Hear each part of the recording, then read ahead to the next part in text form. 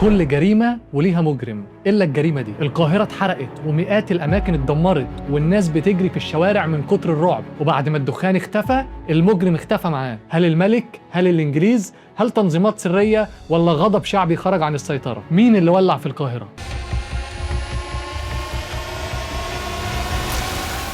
في يوم الجمعة 25 يناير 1952 الإنجليز حاصروا مبنى الشرطة في الإسماعيلية وطلبوا من الضباط والعساكر يسلموا سلاحهم ويخرجوا بره المنطقة. فساعتها بلغوا وزير الداخلية اللي كان وقتها فؤاد سراج الدين بالإنذار اللي الإنجليز بعتوه. وزير الداخلية رفض وطلب من رجال الشرطة يقاوموا لحد آخر طلقة. تخيل 800 شرطي قدام 7000 جندي إنجليزي بالمدافع والدبابات والأسلحة الثقيلة. من الآخر نتيجة المعركة معروفة من قبل ما تبدأ، واستشهد حوالي 50 واحد من رجال الشرطة واتصاب أكتر من 70 واحد. وبسرعة الخبر وصل للقاهرة وسكانها اليوم ده ناموا صدرهم مولع نار، عشان تاني يوم السبت 26 يناير 1952 يتحرك جنود الشرطة من معسكرهم في العباسية ويهتفوا عايزين سلاح، عايزين نحارب الإنجليز. وبدأ ينضم ليهم الطلبة والعمال وبدأت تتحرك المظاهرات في كل شوارع القاهرة. وأول ما الساعة جت 12 الظهر كل حاجة اتغيرت، وتظهر النار فجأة في منطقة الأوبرا، وبالتحديد في كازينو بديعة مصابني ويولع بعده سينما ريفولي وبعده فندق شبرد التاريخي. والنار بتتنقل بسرعة غريبة جدا، السينمات بتولع والفنادق بتولع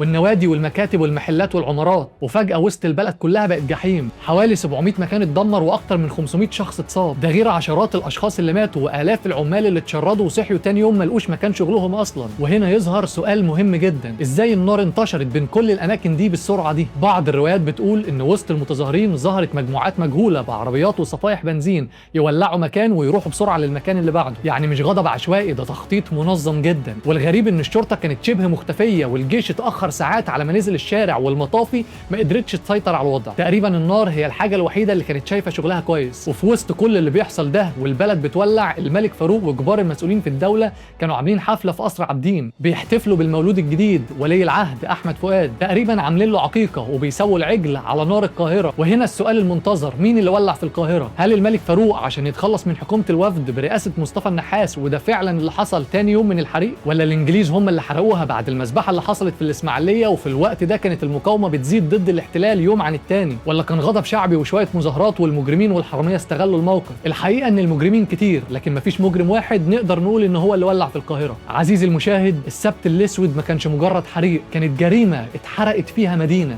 واتحرقت معاها أدلة الحقيقة. وكل جريمة لازم يكون ليها مجرم إلا الجريمة دي. أنا أحمد عجيزة وده كان فيديو من جوه الأوضة. ما تنساش تعمل فولو عشان تشوف الحلقات الجاية.